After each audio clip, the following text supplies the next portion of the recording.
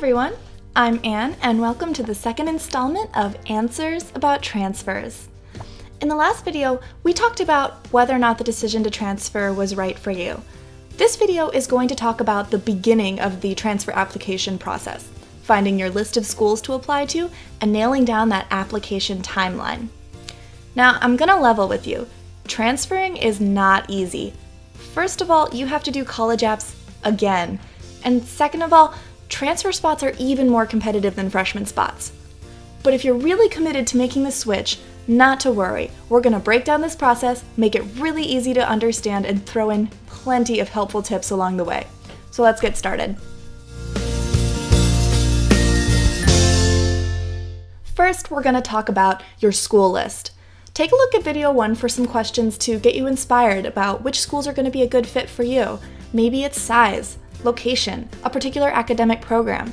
Once you know what criteria are important to you, go online and figure out which schools have more of a better fit for you. Talk to friends who are at schools that are maybe at the location or size you're looking for.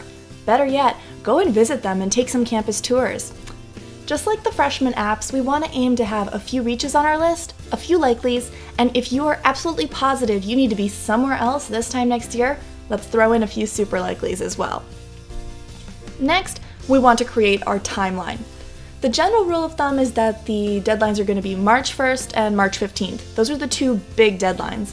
But some schools have deadlines as early as February 15th. So we really want to start this process right away to give plenty of time for your paperwork to process and to spend plenty of quality time on those essays. So if you're making the decision to transfer, you want to start this application process right when you're back on campus at the beginning of your second semester. Once we know our deadlines, we can start working on the apps. There are 5 parts to the transfer app.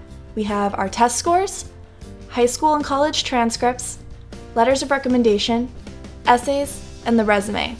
We're going to talk about the first 3 today because we want to get them out of the way as soon as possible.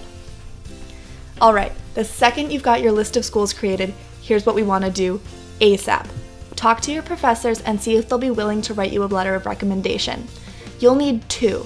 In high school, we tried to aim for 1 in the humanities, 1 in the sciences. It's a little different for transfers. They can both be in the humanities or both in the sciences. What we need is to make sure that they understand your work really well. Did they teach you in a small discussion-based seminar? Did you see them in office hours a lot?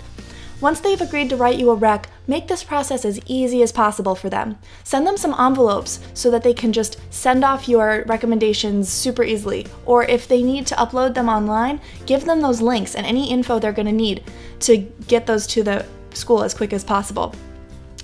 They need plenty of time to do this, so go talk to them right now. Seriously, pause the video and go do it.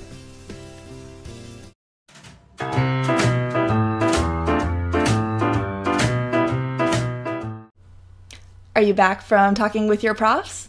Alright, great, let's keep going. Alright, once we've got that out of the way, we want to boot up our old College Board account so that we can resend some test scores. SATs, ACTs, AP scores, all that good stuff. And then we want to go to the registrar and request our official college transcripts and also high school transcripts. We want to do this really early because ordering transcripts and getting them processed by the admissions committee of the school you're applying to can take up to a couple weeks. So it's better to start early. And the huge bonus to doing all of this housekeeping work right away is that it opens up more time for you to work on the most challenging part of the application, which are the essays and the resume.